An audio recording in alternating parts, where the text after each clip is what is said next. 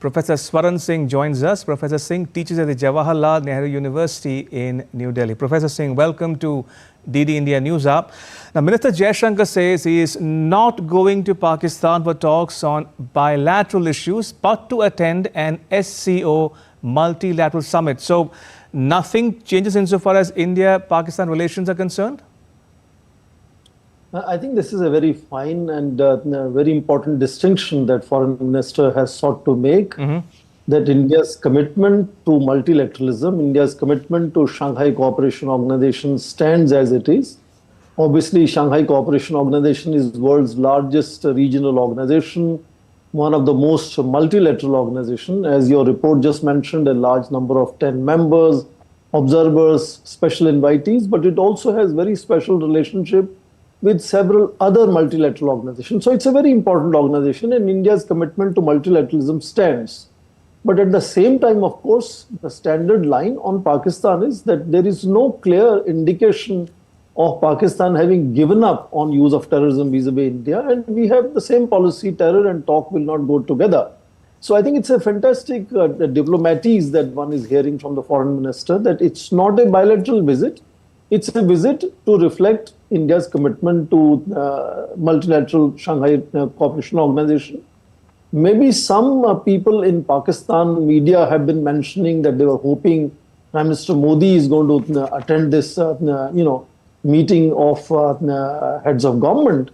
But they should know that historically, since 2017, Prime Minister Modi has always attended heads of state meeting, which is the highest body meeting. In fact, Pakistani prime ministers likewise also only attend heads of state meeting and not heads of government meeting. So this misplaced expectation, I think maybe why the foreign minister needed to explain that as to why foreign minister is going and how, in what capacity is going to attend it. Now, by way of context, if I may quickly inform our viewers that this would be the first ministerial visit from India to Pakistan since the year 2015. Now, Professor Singh, you spoke about terrorism and extremism in that context, and that gives me a perfect segue into my next question to you. How do you view Pakistan hosting Zakir Naik, a controversial Islamic preacher? He is someone who is wanted in India for alleged money laundering and inciting extremism through hate speech. I think the even stronger example remains Bin Laden being given sanctuary in Pakistan. So Pakistan has been host of several such characters who the whole world has sort of designated as terrorists. And Zakir's visit is just, I think, in that line, similarly showcasing Pakistan's inclination to constantly, either give sanctuaries or give some kind of encouragement to people who other countries, including India, for example, may not be, very comfortable in Pakistan encouraging such outfits or individuals. And I think it will be an important occasion here because Shanghai Cooperation Organization fundamentally focuses on countering terrorism and energy security. And obviously, I'm sure this issue will crop up. I'm sure either in media or in some conversations that External Affairs Minister will have with people there. And I think it's a bad timing for Pakistan to host such an individual from India soon, on the eve of, in that sense, of world's largest regional organization that primarily focuses on extremism, separatism, and terrorism. This could boomerang, I suppose, on Pakistani hosts in that sense. Indeed.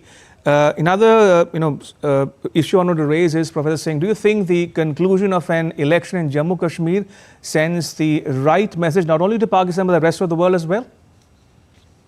I think that, again, India has always held as free and fair possible elections in Jammu and Kashmir. And that is how India has had a very different kind of imagination around the world as to how India has handled Kashmir issue and how Pakistan has handled Kashmir issue. India has always allowed popularly elected governments to rule in Jammu and Kashmir.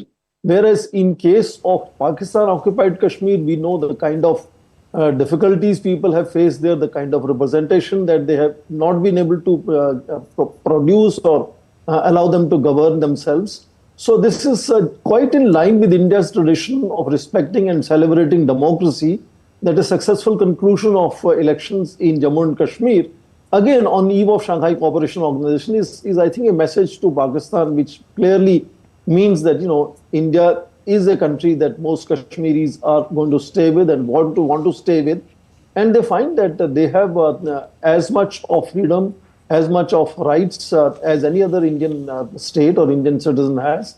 And that, again, on eve of Shanghai Cooperation Organization being hosted in Islamabad, is an indication of where India stands and what India does and what Pakistan does. And in that sense, I'm sure several of these questions are very likely to come up either on the sidelines of meetings, or I'm sure media would also be covering some of these issues. Indeed. And going back to the issue of the Shanghai Cooperation Organization Summit, Professor Singh, how do you view India's participation at the summit? What is SCO's relevance, if any, to India's foreign relations? Very clearly, Shanghai Cooperation Organization is, I keep mentioning, world's largest regional organization. Geographically, it covers about 80% of Eurasia, 32% of global GDP in purchasing power terms. There is great excitement. Countries like Bangladesh, Vietnam, some other countries, Turkey, are interested in joining Shanghai Cooperation Organization, which shows that it has enormous efficacy and attraction as a multilateral organization. And since India has from the very beginning been a strong flag bearer of multilateralism in international relations, India clearly stands out as an important country participating in these. And I think we recently had Iran joining it and Belarus joining this year. Possibly some other countries are also, possibly likely to join the Shanghai Cooperation Organization, making it already from 30 plus to much more countries becoming integral part of either as observers or as special invitees or dialogue partners or as members. So since it is one of the rather effective and large multilateral regional organizations, and India being really the largest population country, the buzzing growing economy from fifth largest to be soon third largest, in that sense, the focus of the SCO on security in terms of terrorism, countering terrorism and energy security is again very integral issues to India. India's initiatives in international solar lands and biofuels and other sort of disaster resistance infrastructure and so on have made India a very visible and very attractive candidate in participating in a multilateral forum like Shanghai Cooperation Organization.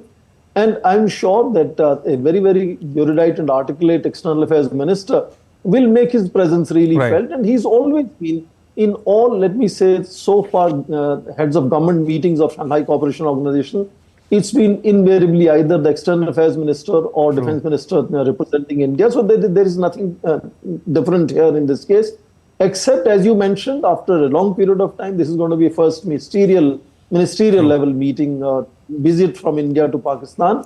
And on 12th of September, when Commerce Minister Piyush Goyal was supposed to go, we saw that Commerce Secretary had gone in his place. So that is, I think, also significant to see how the first ministerial meeting after a long period of time, particularly of External Affairs Minister to Islamabad, what it means. Does it make any difference for bilateral relations? Indeed. Professor Singh, pleasure as always to talk to you. Thank you for joining us and sharing your thoughts and insights with our viewers at home and abroad. Thank you for your time. Much appreciated.